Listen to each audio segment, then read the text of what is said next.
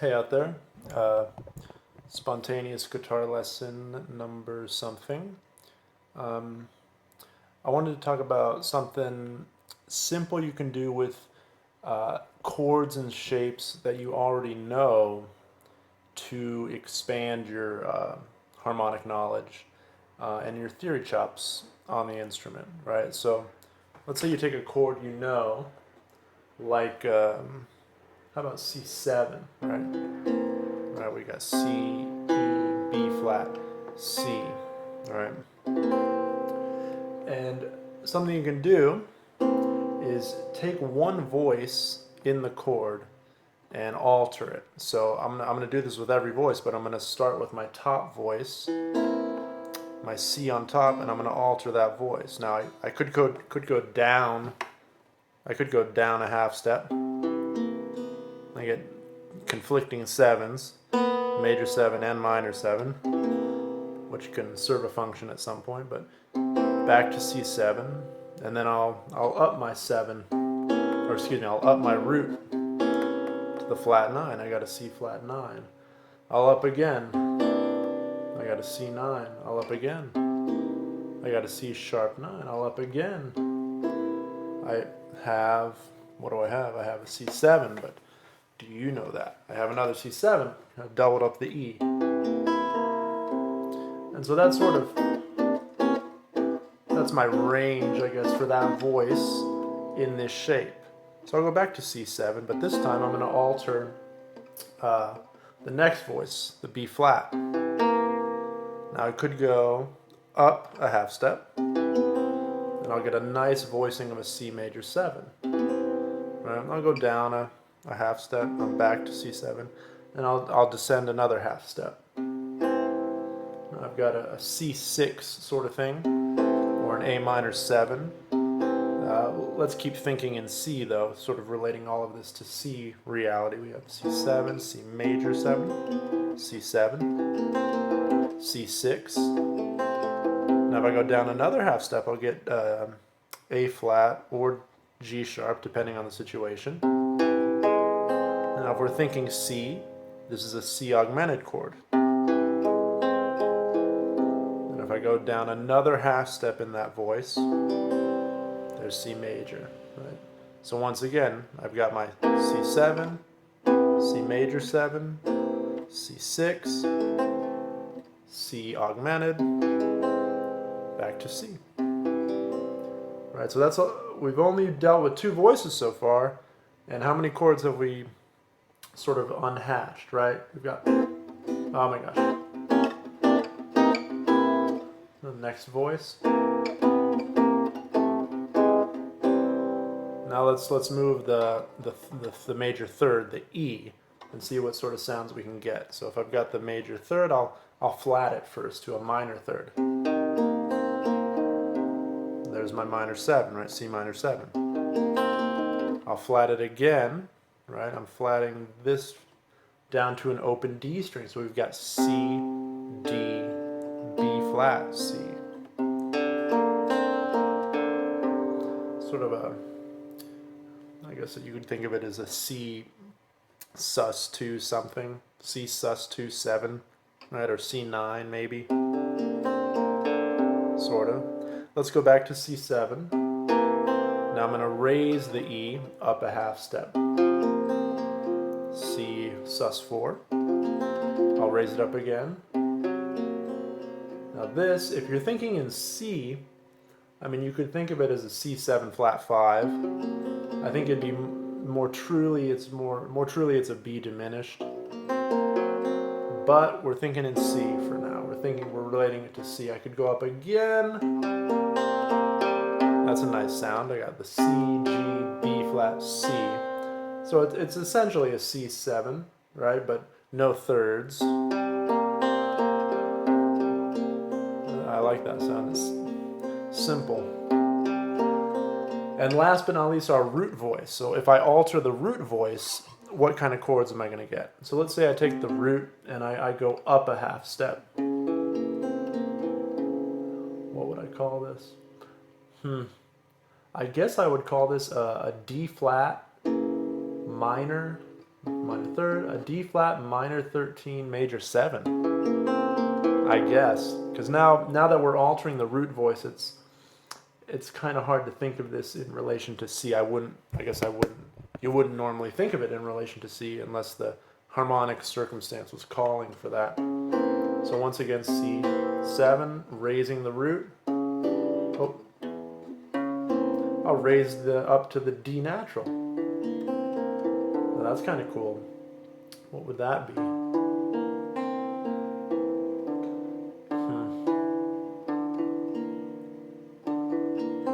I'm not sure what I would call this chord. A D2 with a flat 6, dominant 7. sus2 flat 6, dominant 7. Well, I guess a 7 flat 13, I guess. I don't know. What would you call it? Now I'm gonna flat the root voice down to that. Now I've got B, B, E. Now that's silly because I got B and B flat. B, E, B flat, C. I'm sure many people would just say this is wrong. I'm sure there'd be some, as a passing voice, right, if you're walking. Anyway, C, B, B flat. Now here, this is cool. B7, flat 5. And then I'll flat it down again. I've got A, E, B flat, C. I don't know what I would call that either. But I guess what I'm trying to show is you can take a shape that you know, like a simple major chord or a 7 chord, and experiment with altering one voice in the chord, raising it or flattening it by a half step, and then analyze the chord. Figure out what voice have you changed. Is it a more complex chord now? Is it a simpler chord now? Is it just a triad, or is it now a 5-tone chord? Is it still a 4-tone chord, etc.? And yeah, analyze it. Ask yourself, where's the root, where's the third, where's the fifth, where's the whatever. And for those for chords that don't make sense, you could analyze them or you can throw them aside. But my feeling is you'll find some very useful chords. Do this with every voicing right? So instead of this C7, what if you did this C7? And you raise this voice. Raise it again. Raise it again. And then, figure out what you're playing. Because you're going to find your basic, you alter one voice, you get a minor 7. You alter one voice, you get a major 7. You alter one voice, you get a dominant 7. But then you'll find some chords that you might not have thought of before, right? And so let's say you're doing this, and you find a chord you like. Like for instance, I love this voicing of C major 7. Right? I got C, E, B natural, C. Right? So I found that by raising my pinky, right? And then say I wasn't familiar with this voicing and I wanted to get familiar with it. Well, you could take that voicing and just ascend by half steps, sort of getting it into your fingers. But I find if you want to really learn a voicing and play with it and learn it in a more musical way, you can move it in cycles on this set of strings. So say I move in a cycle of fourths with this voicing. C major 7, F major 7, B flat, major 7, E flat, A flat, D flat, F sharp, to B, to E, to A, to D, to G, and I'm back, right? And then, I dare you to try and take this voicing and put it on another string set. So we've got C, E, B natural, C.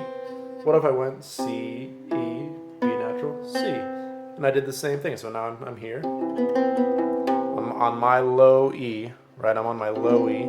I have an extra B, but I'm on my low E. And then I would do the same thing. C major 7, F major 7, B flat major 7, E flat, A flat, D flat, F sharp, etc. Right? I think I'm out of tune a little bit, sort of. F sharp. So once again, we were here. I moved it to here. What if I moved it to here? So I have C, E, B, C. What if I moved it here? C, E, B, C. Now that's a nice voicing. Same thing, but higher up. C, E, B, C. And B flat, E flat, A flat. Oh, where are you? D flat. Oh. F sharp. That's tough. B. E. A. Oh my lord. D. G. C. And I guess this is how you integrate a voicing, right? Take a voicing, do it on every string set, and move it through every possible iteration of it. Every C, every F, every G, etc. Anyway, suppose that was the spontaneous lesson. I hope some of you found this helpful or valuable. Gave you some ideas, some inspiration, some musical fuel for your own study. And yeah, please, if you got any questions, comment or send me a message or whatever. Thanks for listening. Bye-bye.